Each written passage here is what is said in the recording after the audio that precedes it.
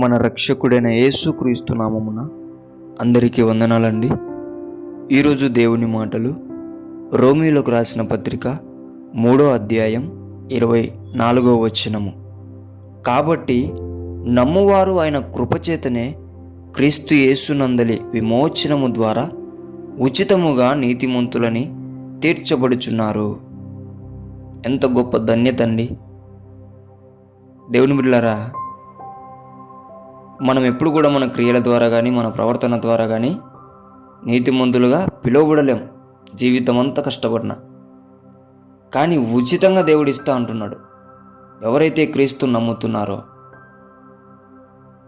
ఎవరైతే యేసుక్రీస్తు కార్చిన రక్తము చేత విమోచన చెందుతున్నారో వారు ఉచితముగా కృప వలన నీతిమంతులుగా పిలువబడుతున్నారు.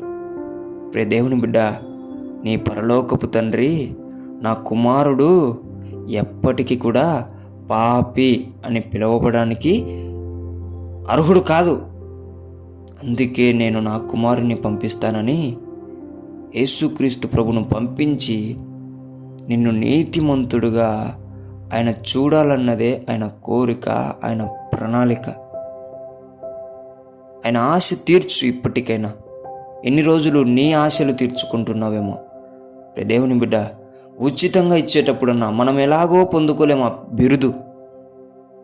అంత గొప్ప ధన్యత ఆయన ఇచ్చేటప్పుడన్నా పొందుకొని మనము నీతిమంతులుగా పిలువబడుతూ క్రీస్తు నామాన్ని మహిమపరుద్దాం. కొంతమంది అయితే మారు మనసు చెంది కూడా పాపంలో పడిపోతున్నారు.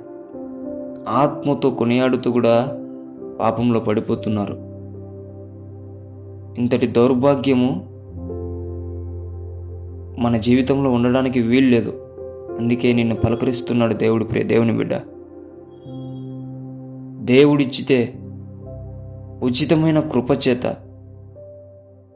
ఆ విమోచన ద్వారా వచ్చే నీతిమంతుడు అనే బిరుదు నీవు పొందుకొని దానిలో జీవించాలని, దాని ద్వారా దేవుణ్ణి మహిమపరచాలని దేవుని బిడ్డ మనవి చేసుకుంటున్నాను.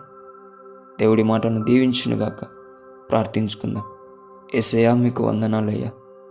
నిజమునైనా మా క్రియల చేత కాదు, మా జ్ఞానము చేత కాదు, దేని చేత కాదు ప్రభువా, నీతిమంతులుగా మేము పిలువబడలేం, అర్హులం కూడా కాదు.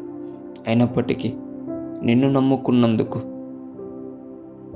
నీ కృప చేత ఉచితముగా నీతిమంతులని మమ్మల్ని చూడాలని నీ ఆశ చాలా అంటే చాలా సౌందర్యమైనదయ్యా. తండ్రి, నీ ఆశను మేము నెరవేర్చే బిడ్డలుగా మమ్మల్ని అభిషేకించమని యేసు నామములో ప్రార్థిస్తున్నాం తండ్రి. ఆమేన్.